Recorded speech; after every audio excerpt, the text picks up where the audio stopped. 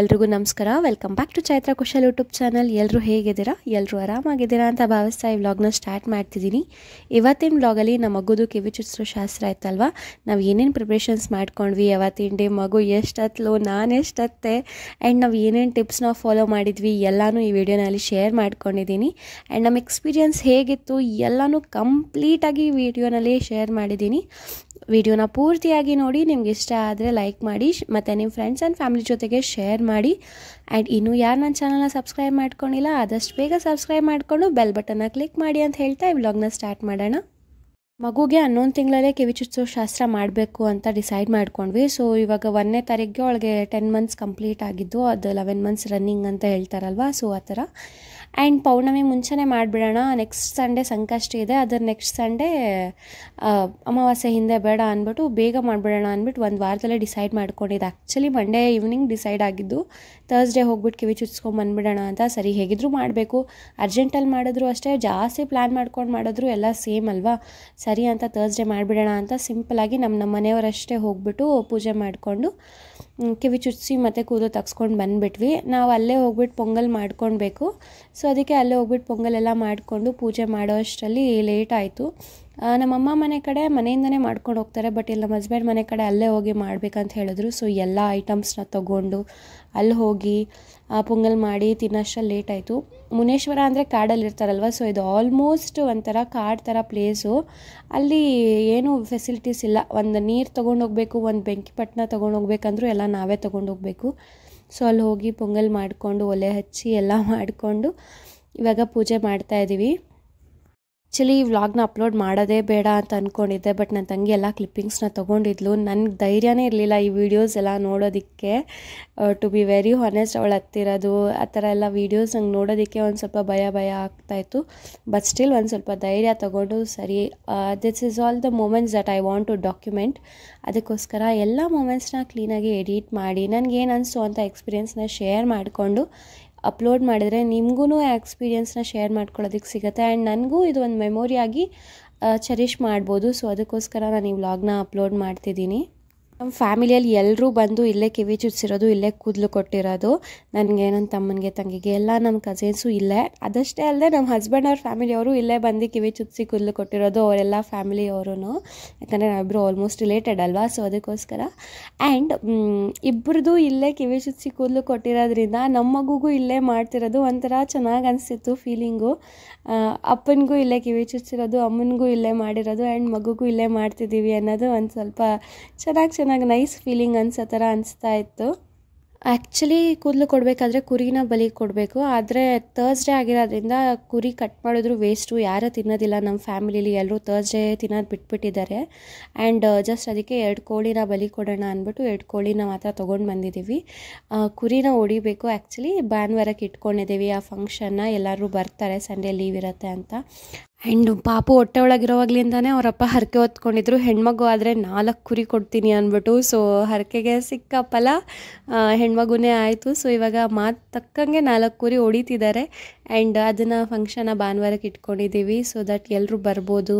And ನಮಗೂ ಒಂದು ಸ್ವಲ್ಪ ಫ್ರೀ ಇರುತ್ತೆ, ಇಲ್ಲೂ ಮುಗಿಸ್ಕೊಂಡು ಅಲ್ಲೂ ಒಂದೇ ಸಲ ಗಜಿಬಿಜಿ ಆಗಿಬಿಡುತ್ತೆ ಅಂದ್ಬಿಟ್ಟು ಇಲ್ಲಿ ಫಂಕ್ಷನ್ ಥರ್ಸ್ಡೇ ಮುಗಿಸ್ಕೊಂಡು ಅವಳು ಒಂದು ಸ್ವಲ್ಪ ಸಮಾಧಾನ ಆಗ್ತಾಳೆ, ಕೂದಲು ತೆಗ್ದಿರೋದು, ಕಿವಿ ಚುಚ್ಚಿರೋದೆಲ್ಲ ಅಂದ್ಬಿಟ್ಟು ನೆಕ್ಸ್ಟ್ ಸಂಡೇಗೆ ಫಂಕ್ಷನ್ ಇಟ್ಕೊಂಡಿದ್ವಿ. ಒಂಥರ ಚೆನ್ನಾಗಾಯಿತು ಈ ಪ್ಲ್ಯಾನು. ಒಂದೇ ದಿನ ಆಗಿದ್ದಿದ್ರೆ ನಮಗೂ ಸಿಕ್ಕಾಪಟ್ಟೆ ಗಡಿಬಿಡಿ ಆಗಿರ್ತಿತ್ತು, ಮಗುಗೂ ಟೆನ್ಷನ್ ಆಗಿರ್ತಿತ್ತು ಸುಮ್ಮನೆ. ಅದಕ್ಕೋಸ್ಕರ ಮಗು ಕೂದಲು ತೆಗಿಯೋ ವಿಷಯಕ್ಕೆ ಬಂದರೆ, ಆ್ಯಕ್ಚುಲಿ ನಮ್ಮ ಶಾಸ್ತ್ರ ಏನಂದರೆ ಮಾವನ ತೊಡೆ ಮೇಲೇ ಕೂತ್ಕೊಂಡು ಕೂದಲು ತೆಗಿಸ್ಬೇಕಂತ. ನಾವು ಏನೇನು ಟಿಪ್ಸ್ ಫಾಲೋ ಮಾಡಿದ್ವಿ ಅಂದರೆ, ಆ್ಯಕ್ಚುಲಿ ಮಗುಗೆ ಚೆನ್ನಾಗಿ ಊಟ ಮಾಡಿಸಿ, ಫೀಡ್ ಮಾಡಿಸಿ, ಒಂದು ರೌಂಡ್ ನಿದ್ದೆ ಮಾಡಿಸಿ ಆಮೇಲೆ ಕರ್ಕೊಂಬಂದಿದ್ದು. ಆ್ಯಂಡ್ ಅವಳಿಗೆ ಚುಚ್ಚೋ ಬಟ್ಟೆ ಎಲ್ಲ ಯಾವುದೂ ಹಾಕಿಲ್ಲ, ಅವಳು ಯಾವ ಕಂಫರ್ಟಬಲ್ ಇರ್ತಾಳೋ ಆ ಬಟ್ಟೆಯಲ್ಲೇ ಕರ್ಕೊಂಬಂದಿದ್ದಾಯಿತು. ಯಾಕಂದರೆ ಮಕ್ಕಳು ಹೆಂಗಿದ್ರು ಅಳ್ತಾರೆ, ಇದಕ್ಕೆ ನಾವು ಏನೇ ಟಿಪ್ಸ್ ಫಾಲೋ ಮಾಡಿದ್ರು ಮಕ್ಕಳು ಅತ್ತೆ ಅಳ್ತಾರೆ. ಅದಕ್ಕೇನೋ ನಾವು ಸೊಲ್ಯೂಷನ್ ಕಂಡುಹಿಡಿಯೋಕ್ಕಾಗೋದಿಲ್ಲ, ಬಟ್ ಅವ್ರನ್ನ ಎಷ್ಟು ಕಂಫರ್ಟಬಲಾಗಿ ಇಡ್ಬೋದು ಅಷ್ಟು ಕಂಫರ್ಟಬಲಾಗಿ ಇರಲಿ ಅಂದ್ಬಿಟ್ಟು ನಾನು ಯಾವುದೂ ಚುಚ್ಚೋ ಬಟ್ಟೆ ಹಾಕಿಲ್ಲ, ಅವಳು ಕಂಫರ್ಟಬಲ್ ಆಗಿರೋ ಕ್ಲಾತ್ಸ್ ಹಾಕಿ ಊಟ ಮಾಡಿಸಿ ಹಾಲು ಕುಡಿಸಿ ಕೊಟ್ಟಿದ್ದೀನಿ, ಆರಾಮಾಗಿರ್ತಾಳೆ ಅಂತ. ಅಲ್ಲಿ ಮತ್ತು ಇನ್ನೊಂದು ಏನಾಯಿತು ಅಂದರೆ, ನಾನು ದೊಡ್ಡ ಜಗಳನೇ ಆಗ್ಬಿಡ್ತು. ಎಲ್ಲರೂ ನೀನು ಮುಂದೆ ಇರಬೇಡ ಅಂತ ಹೇಳ್ತಾರೆ. ಹೇಗೆ ಒಂದು ತಾಯಿನ ಮಗು ಮುಂದೆ ಇರಬೇಡ, ಅವಳಿನ ನೋಡಿದ್ರೆ ಅಳ್ತಾಳೆ ಅಂತ ಹೇಳ್ತಾರ ನಂಗೆ ಗೊತ್ತಿಲ್ಲ ಈ ಜನ. ಮಗು ಹಿಂಗಿದ್ರೂ ಅಳುತ್ತೆ, ತಾಯಿ ಮುಂದೆ ಇಲ್ಲ ಅಂತ ಅಳ್ದಿರ ಇರತ್ತಾ, ಹುಡುಕ್ತಾರೆ ಮಕ್ಕಳು. ಯಾಕಂದರೆ ಅವ್ರಿಗೆ ಈ ಜಗತ್ತಲ್ಲಿ ಫಸ್ಟ್ ಗೊತ್ತಾಗಿದ್ದೆ ತಾಯಿ ಅಲ್ವಾ. ನಾನು ಇದೆಲ್ಲ ಹೇಳ್ತಿರೋದು ಓವರ್ ಅಂತ ಅನಿಸ್ಬೋದು ನಿಮಗೆ, ಬಟ್ ಅವಳು ಅಳ್ತಿದ್ರೆ ನಮಗೂ ಅಳು ಬರುತ್ತೆ. ಆ್ಯಂಡ್ ಒಂದು ತಾಯಿನ ನೀನು ಇರಬೇಡ, ಅವ್ರ ಮುಂದೆ ಇರಬೇಡ, ಒಬ್ಬರು ಹೇಳಿದ್ರೆ ಸರಿ, ಎಲ್ಲರೂ ಅದೇ ವಿಷಯ ಹೇಳಿದ್ರೆ ಎಷ್ಟು ಬೇಜಾರಾಗುತ್ತೆ. ಅಲ್ಲಿ ಜೋರು ಜಗಳನೇ ಆಗೋಯ್ತು. ನಾನಂತೂ ಎಲ್ಲರ ಮೇಲೂ ರೇಗಾಡ್ಬಿಟ್ಟೆ. ಹೆಂಗೆ ಹೇಳ್ತೀರಾ, ನಿಮ್ಮ ಕೆಲಸ ನೀವು ನೋಡಿ, ನಾನು ಅಲ್ಲಿ ನಿಂತ್ಕೊಂಡು ನೋಡ್ತಿದ್ದೀನಿ ನನ್ನ ಪಾಡಿಗೆ. ಹೆಂಗಿದ್ರು ಮಗು ಅತ್ತೆ ಅಳತ್ತೆ. ಆ್ಯಂಡ್ ನಮ್ಮ ಮಗುಗೆ ಕೂದಲು ಮುಟ್ಟಿದ್ರೆ ಆಗೋದಿಲ್ಲ. ಚಿಕ್ಕ ವಯಸ್ಸಿಂದನೂ ಅವಳಿಗೆ ತಲೆ ಮುಟ್ಸ್ಕೊಳ್ಳೋದಿಲ್ಲ.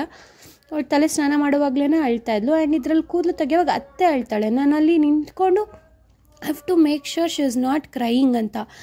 ಆ ಮಗು ನಾನು ಹುಡುಕ್ತಿದೆ ಅಂದರೆ ನನ್ನ ಪಕ್ಕದಲ್ಲಿದ್ದಾಳೆ ಅಂದರೆ ನನ್ನಮ್ಮ ಪಕ್ಕದಲ್ಲಿದ್ದಾಳೆ, ನನಗೇನೂ ಆಗೋದಿಲ್ಲ ಅಂತ ಅವಳಿಗೆ ಧೈರ್ಯ ಬರುತ್ತೆ ಹೊರತು ನನ್ನಮ್ಮ ಪಕ್ಕದಲ್ಲಿದ್ದಾಳೆ ಅಳಬೇಕು ಅಂತ ಅವಳು ಮಾಡೋದಿಲ್ಲ.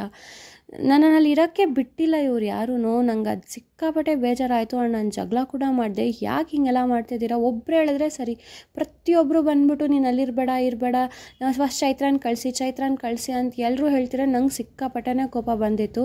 ಅಲ್ಲಿ ನಾವು ಆಲ್ರೆಡಿ ಮೆಂಟಲಿ ಎಮೋಷ್ನಲಿ ಬೇರೆ ಥರ ಹೋಗ್ತಾ ಇರುತ್ತೆ ನಮ್ಮ ಮೈಂಡಲ್ಲಿ. ಮಗು ಅಳುತ್ತೆ ಅದು ಇದು ಅಂತ ನಮ್ಮ ತಲೆಯಲ್ಲಿ ಹೋಗ್ತಿದ್ರೆ ಇವರೆಲ್ಲ ಬಂದ್ಬಿಟ್ಟು ಹಿಂಗೆ ಸಾವಿರ ಹೇಳ್ತಿದ್ರೆ ಯಪ್ಪ ನನಗಂತೂ ತಡ್ಕೊಳಕ್ಕಾಗಿಲ್ಲ. ಎಲ್ಲ ಫ್ರಸ್ಟ್ರೇಷನ್ ಎತ್ಬಿಟ್ಟು ಅವ್ರ ಮೇಲೆ ಹಾಕ್ಬಿಟ್ಟೆ, ಜಗಳ ಮಾಡಿಬಿಟ್ಟೆ ಜೋರಾಗಿ. ಬಟ್ ಆಮೇಲೆ ಕಾಮ್ ಡೌನ್ ಮಾಡಿಕೊಂಡೆ. ಹೆಂಗಿದ್ರು ಮಗು ಅಳ್ತಾಳೆ, ನಾವೇನೂ ಮಾಡೋದಕ್ಕಾಗೋದಿಲ್ಲ. It's just a matter of few minutes ಅಷ್ಟೇ. ಆಮೇಲಿಂದ ಅವಳು ಆರಾಮಾಗ್ತಾಳೆ, ನಾವು ಆರಾಮಾಗ್ತೀವಿ. ಸೊ ಒಂದು ಸ್ವಲ್ಪ ಹೊತ್ತು ತಡ್ಕೊಬೇಕಂತ ನಾನು ಸ್ಟ್ರಾಂಗಾಗಿ ಅಳ್ದಿರ ಕೂತ್ಕೊಂಡಿದ್ದೆ. ಮಗುಗೆ ಒಂದು ಸ್ವಲ್ಪ ಅನ್ಕಂಫರ್ಟಬಲ್ ಫೀಲ್ ಆಗ್ತಿತ್ತು, ಎಲ್ಲರೂ ತಲೆ ಮುಟ್ತಿರೋದು, ಏನೋ ಹೊಸ್ದಾಗಿ ನಡೀತಿದೆ, ಇದನ್ನೋ ನ್ಯೂ ಎನ್ವಿರಾನ್ಮೆಂಟಿಗೆ ಬರ್ತಿದ್ದೀವಿ ಅಂತ ಅವ್ರಿಗೂ ಏನೋ ಅನ್ಕಂಫರ್ಟಬಲ್ ಫೀಲಿಂಗ್ ಆಗುತ್ತೆ.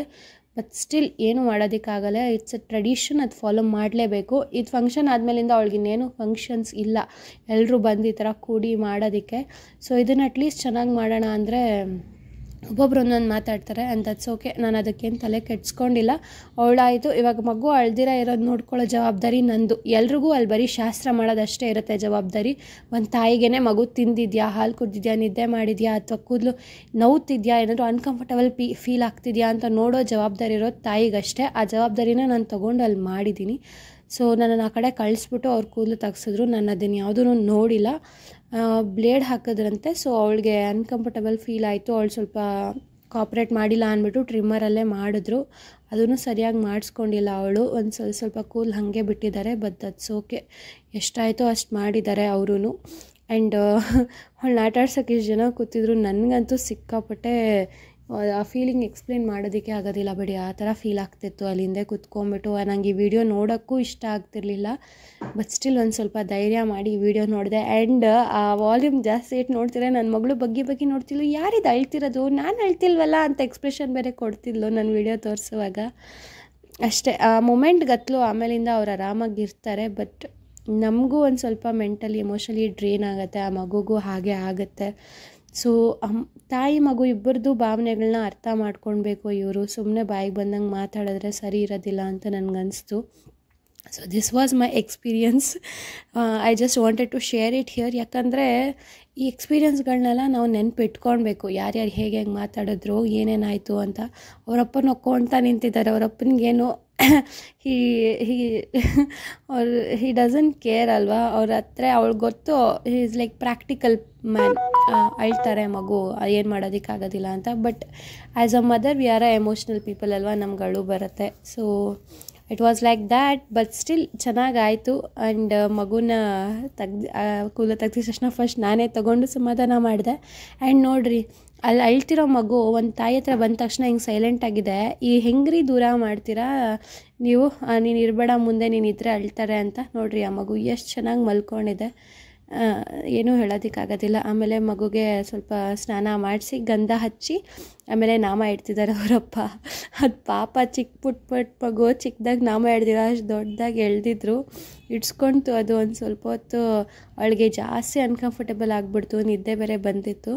ಸರಿ ಅಂತ ಬೇಗ ಇಟ್ಬಿಟ್ಟು ಆ ನಾಮ ಇಟ್ಬಿಟ್ಟು ನಾವು ಮಡ್ಲು ತುಂಬೋ ಶಾಸ್ತ್ರ ಮಾಡ್ತಾರೆ ಅಪ್ಪ ಅಮ್ಮ ಎಲ್ಲರೂ. ಆಮೇಲೆ ಅವರು ದೊಡ್ಡಪ್ಪ ದೊಡ್ಡಮ್ಮ ಎಲ್ಲ ಬಂದು ಮಡ್ಲು ತುಂಬೋ ಶಾಸ್ತ್ರ ಮಾಡಿದ್ರು. ಸೊ ಅದನ್ನು ಹಾಗೆ ಕ್ಯಾಪ್ಚರ್ ಮಾಡ್ಕೊಂಡಿದ್ದೀವಿ. ಚೆನ್ನಾಗಿರುತ್ತೆ ಆ ಎಕ್ಸ್ಪೀರಿಯನ್ಸ್ ಎಲ್ಲ ಅಂತ. ಸೊ ನಾನು ಇವಾಗ ಏನೇನು ಮಾತಾಡಿದ್ದೀನಿ ಎಲ್ಲನೂ ಅನ್ಫಿಲ್ಟರ್ಡ್ ಮಾತಾಡಿದ್ದೀನಿ, ಯಾವುದೂ ಎಡಿಟ್ ಮಾಡಿಲ್ಲ. So I just said what I felt. And ನಿಮ್ಗೆ ಹೇಗೆ ಅನಿಸ್ತು ಅವತ್ತಿನ ದಿನ ಗಂಡು ಮಕ್ಳಿಗೆ ಬಿಡಿ, ಒಂದು ತಾಯಂದ್ರಿಗೆ ಎಷ್ಟು ಎಮೋಷ್ನಲಿ ಅವರು ಗೋತ್ರು ಆಗ್ತಿರ್ತಾರೆ ಅಂದರೆ we can't express it in words. ಏನೇನೋ ಓಡ್ತಿರುತ್ತೆ ತಲೆಯಲ್ಲಿ. ಆ್ಯಂಡ್ ಅವಳ ಹತ್ರ ಆ ಬ್ಲೇಡ್ ಹಾಕೋವಾಗ ಏನಾದರೂ ಒಂಚೂರು ಹೆಚ್ಚು ಕಡಿಮೆ ಆದರೂ ತಾಯಿ ಹೃದಯ ಅದು ತಡ್ಕೊಳ್ಳೋದಿಲ್ಲ. ಇವ್ರಿಗೆಲ್ಲ ಹೇಳಿದ್ರೆ ಅದು ಓವರ್ ಅಂತ ಅನಿಸ್ಬೋದೇನೋ, ಬಟ್ ಸ್ಟಿಲ್ ಅದು ಫೀಲ್ ಮಾಡೋರಿಗೆ ಗೊತ್ತಿರುತ್ತೆ ಆ ಫೀಲಿಂಗು. ಆಗದೇ ಇರೋರಿಗೆ ಅದು ನಾವು ಎಷ್ಟೇ ಕೂತ್ಕೊಂಡು ಟಾಪ್ ಟು ಬಾಟಮ್ ಹೇಳಿದ್ರು ಆ ಫೀಲಿಂಗ್ ಅರ್ಥ ಆಗೋದಿಲ್ಲ.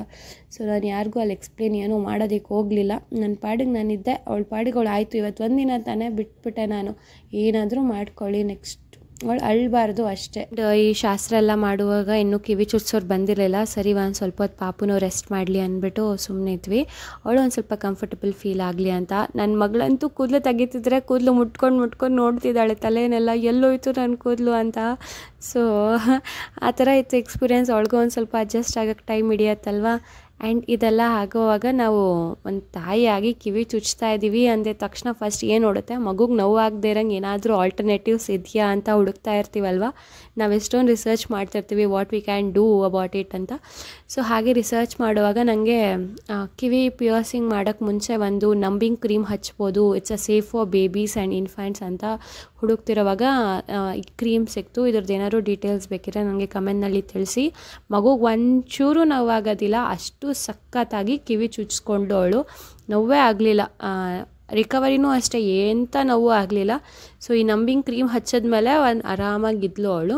ಕಿವಿ ಚುಚ್ಚೋದು ಗೊತ್ತಾಗೋದಿಲ್ಲ, ಅಷ್ಟು ಆರಾಮಾಗಿ ನೋವು ಆಗದೆ ಇರೋಂಗೆ ಇದ್ಲು. ಸೊ ಕಿವಿ ಚುಚ್ಚೋದು ನನಗೇನು ಅಷ್ಟು ಪ್ರಾಬ್ಲಮ್ ಅನಿಸಿಲ್ಲ. 1-2-3 ಮಿನಿಟ್ಸಲ್ಲಿ ಆಗೋಯ್ತು. ಅವರು ಬೇಗ ಚುಚ್ಚಿಬಿಟ್ರು.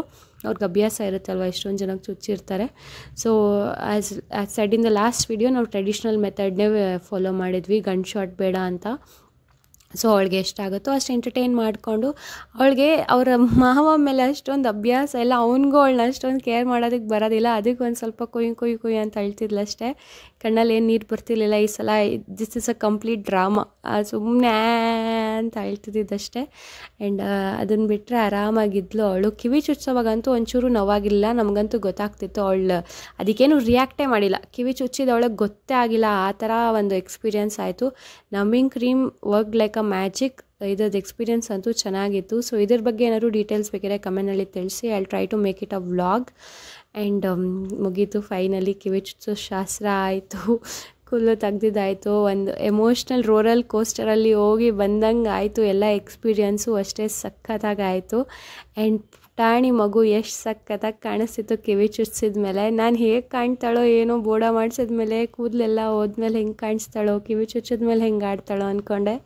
ಎಲ್ಲನೂ ಸಖತ್ತಾಗಾಯಿತು. ಒಂದು ಸ್ವಲ್ಪ ಹತ್ಲು ಬಿಟ್ಟರೆ ಒಬ್ವಿಯಸ್ಲಿ ಮಕ್ಕಳು ಅಳ್ತಾರೆ, ಅದು ಬಿಟ್ಟರೆ ಇನ್ನೆಲ್ಲನೂ ಮಸ್ತಾಗಾಯಿತು ಎಕ್ಸ್ಪೀರಿಯೆನ್ಸು. ನನಗಂತೂ ಸಿಕ್ಕಾಪಟ್ಟೆ ಇಷ್ಟ ಆಗೋಯಿತು.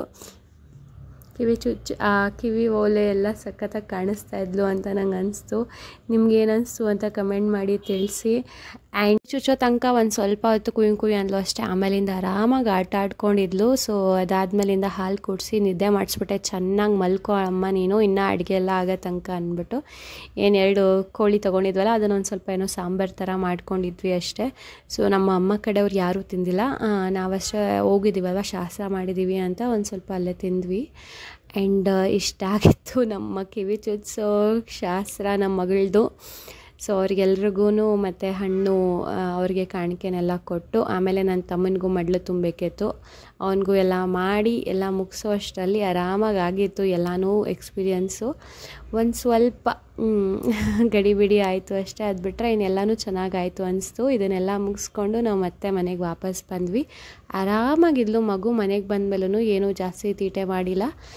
ಮನೆಗೆ ಕರ್ಕೊಂಬಂದು ಮಲಗಿಸ್ಬಿಟ್ಟಿದ್ದೆ ಒಂದು ಸ್ವಲ್ಪ ಹೊತ್ತು. ಸೊ ಆರಾಮಾಗಿ ಆಟ ಆಡ್ಕೊಂಡಿದ್ಲು. ಸೊ ದಿಸ್ ಇಸ್ ದಿ ನೈಟ್ದು ಕ್ಲಿಪ್ಪು. ಮನೆಗೆ ಬಂದು ಆರಾಮಾಗಿ ಆಟ ಆಡ್ಕೊಂಡಿದ್ಲು. ಅವಳಿಗೆ ಗಾಯನೂ ಏನೂ ಆಗಿಲ್ಲ. ನಾನು ಆಫ್ಟರ್ ಕೇರ್ ಏನೂ ಮಾಡೋಕ್ಕೆ ಹೋಗಿಲ್ಲ, ಅದೇ ಹೀಲ್ ಆಗಲಿ ಅಂತ ಬಿಟ್ಟೆ. So this was all about it. ನಿಮ್ಗೆ ಹೇಗೆ ಅನಿಸ್ತು ಅಂತ ಕಮೆಂಟ್ ಮಾಡಿ ತಿಳಿಸಿ. ಆ್ಯಂಡ್ ನಾನು ಕಂಪ್ಲೀಟ್ ರೆಕಾರ್ಡಿಂಗ್ನ ಜಸ್ಟ್ 1 ಟೇಕಲ್ಲಿ ಮಾಡಿದ್ದೀನಿ. ಕಂಪ್ಲೀಟಾಗಿ ಅನ್ಫಿಲ್ಟರ್ಡ್ ಮಾತುಗಳು ಮಾತಾಡ್ಬಿಟ್ಟಿದ್ದೀನಿ. And thank you so much for listening to my rant. So ಹೇಗನ್ನಿಸ್ತು ಅಂತ ಕಮೆಂಟ್ ಮಾಡಿ ತಿಳಿಸಿ. ನನಗಂತೂ ಸಿಕ್ಕಾಪಟ್ಟೆ ಖುಷಿ ಆಯಿತು ಫೈನಲ್ ಔಟ್ಕಮ್ನ ನೋಡಿ. And it was a very good experience. Life ಟೈಮಲ್ಲಿ ಈ ಥರ ಒಂದು ಎಕ್ಸ್ಪೀರಿಯನ್ಸ್ ಒಂದ್ಸಲ ಆದರೂ ಆಗಬೇಕು. So this was it. ಚೆನ್ನಾಗಿ ಅನಿಸ್ತು. ಆ್ಯಂಡ್ ಇನ್ನು ಯಾರು ನನ್ನ ಚಾನಲ್ನ ಸಬ್ಸ್ಕ್ರೈಬ್ ಮಾಡ್ಕೊಂಡಿಲ್ಲ, ಬೇಗ ಸಬ್ಸ್ಕ್ರೈಬ್ ಮಾಡಿಕೊಂಡು ಬೆಲ್ ಬಟನ್ನ ಕ್ಲಿಕ್ ಮಾಡಿ ಅಂತ ಹೇಳ್ತಾ ಈ ವ್ಲಾಗ್ನ ಇಲ್ಲಿಗೆ ಎಂಡ್ ಮಾಡ್ತಿದ್ದೀನಿ. Thank you so much for all the love you are showering. And ಮತ್ತೆ ನೆಕ್ಸ್ಟ್ ವ್ಲಾಗಲ್ಲಿ ಸಿಗ್ತೀನಿ ಅಂತ ಹೇಳ್ತಾ ಎಲ್ಲರೂ ಆರಾಮಾಗಿ ನೆಮ್ಮದಿಯಾಗಿರಿ. Love you all. Bye bye.